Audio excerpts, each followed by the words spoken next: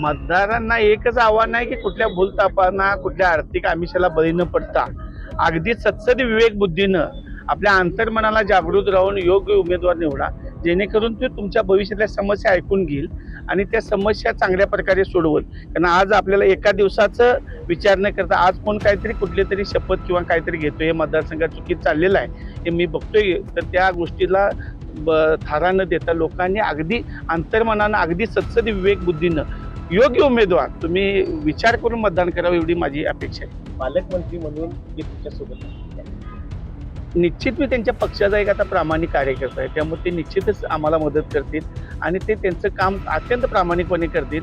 कारण त्यांना सुद्धा वाटतं की असा माझ्यासारखा सर्वसामान्य जिल्हा परिषद सदस्य व्हावा आणि लोकांच्या त्यांना माहीत आहे मी कसा आहे आणि मी किती प्रामाणिक आहे ते माझं मला पण माहीत आहे. त्यामुळं निश्चितच ते मला मदत करतील आणि निश्चितच ही निवडणूक चांगल्या पद्धतीने आम्ही 100% जिंकू. येत्याला 7 तारखेला भगवा फडकणार काय? 100% भगवा फडकणार आणि तो तुमच्यासारख्या लोकांच्या जीवावर जी लोक सर्वसामान्य जनता आहे, जी मायबाप जनता आहे, त्या जनतेवर माझा विश्वास आहे आणि ती जनताच आपल्याला निवडून देणार आहे. नामदारांचा शिलेदार मी आहेच. मी त्यांच्यावर गेली 3 इलेक्शनला अत्यंत प्रामाणिकपणे कोणत्याही गोष्टीची अपेक्षा न करता त्यांच्या एका चांगल्या कार्याला सलाम म्हणून मी त्यांच्या पाठीशी राहिलेलो आहे. त्यामुळे निश्चितच त्यांनी माझा विचार केला असेल. परंतु मी नामदारांचा शिलेदार आहेच, त्याबरोबर सर्वसामान्य जी जनता आहे त्यांचासुद्धा मी एक शिलेदार आहे की त्यांच्या भविष्यातल्या समस्येसाठी मला काम करावं लागतं. महायुती होईल असं वाटलं होतं, पण आता जर चित्र बघितलं तर सगळे सेपरेट लढत आहे. काय वाटतं? आता खरंच ही गोष्ट झाली पाहिजे होती, परंतु कसं असतंय एका म्यानात 2 तलवारी बसत नाहीत. प्रत्येकाच्या अपेक्षा असतात. कुठंतरी तडजोड झाली पाहिजे होती, ह्या मताचं सुद्धा मी आहे, परंतु तडजोड झाली नाही. परंतु प्रेमानं आणि आनंदानं कुणालाही क्रिकेटच्या मॅचसारखं लढू. सगळे लढल्यानंतर कोण जिंकल त्याचा अभिमान हातात हात घालूनच आम्ही तिथून येऊ. असं कुणावर अन्याय किंवा कुणाच्या विरोधात किंवा असं नाही. आपण जनतेसाठी फक्त रिंगणात आहे. गेली 20 वर्ष मी राजकारणातच आहे. सरपंच की ग्रामपंचायत सदस्य असले टप्प्याटप्प्याने मी वर जाणारा कार्यकर्ता आहे. मी डायरेक्ट जिल्हा परिषदमध्ये निघालेलो नाही आहे. ग्रामपंचायत सदस्य होतो. आमच्या सौभाग्य होती ग्रामपंचायतच्या सरपंच होत्या आणि आमच्या घराण्यात सुद्धा वडील आमचे सरपंच वगैरे डेप्युटी सरपंच वगैरे पूर्वीच्या काळात होऊन गेलेले आहेत. आणि एक प्रशासनाचा अनुभव आहे.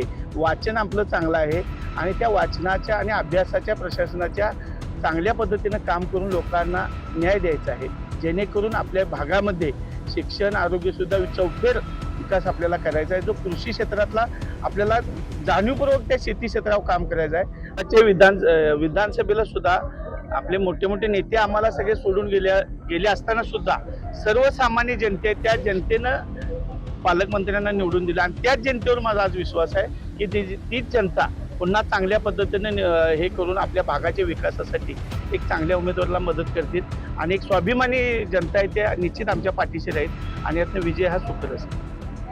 पुन्हा तुम्ही सर्व पत्रकार बंधू आमचे हाय व्होल्टेज म्हणतात, हेच मला काय कळून झालं की मी एक सर्वसामान्य कार्यकर्ता आहे, कुठल्या नेत्याचे किंवा कुणाच्या विरोधात नाही. तर सर्वसामान्य जी जनता आहे ती विकासाच्या प्रतीक्षेत आहे. त्या जनतेसाठी मी ह्या रिंगणात आहे. हाय व्होल्टेज वगैरे असं काय नाही. सर्वसामान्य जनतेला एक समाधानकारक असं न्याय मिळावा आणि विकासाची दिशा मिळावी यासाठी फक्त मी रिंगणात आहे. कुठल्या नेत्यांच्या किंवा हाय व्होल्टेज असल्या पाहिजेत मी साठी रिंगणात नाही आहे. मी एक सर्वसामान्य कार्यकर्ता आहे जो 24 तास सामान्य जनतेसाठी राबणारा कार्यकर्ता आहे. पालकमंत्र्यांचे शिलेदार म्हणून तुमच्याकडे बघितलं जातंय. या मतदारसंघामध्ये तुम्ही आता गेले 3-4 महिने झाले फिरताय, कसा प्रतिसाद होतो? अत्यंत चांगला प्रतिसाद आहे. जी मला तर इतका आनंद होतो. मी ह्या भागातल्या प्रत्येक घराघरात पोचलो, भेटलो, लोकांच्या समस्या जाणून घेतलेल्या आहेत आणि त्या समस्येला उत्तर देण्यासाठी आज आपलं वरती युती सरकार आहे आणि या युती सरकारच्या माध्यमातून जे प्रश्न मला कळालेले आहेत ते सोडवण्यासाठी येत्या काळात आम्ही निश्चितच काम करणार आहे.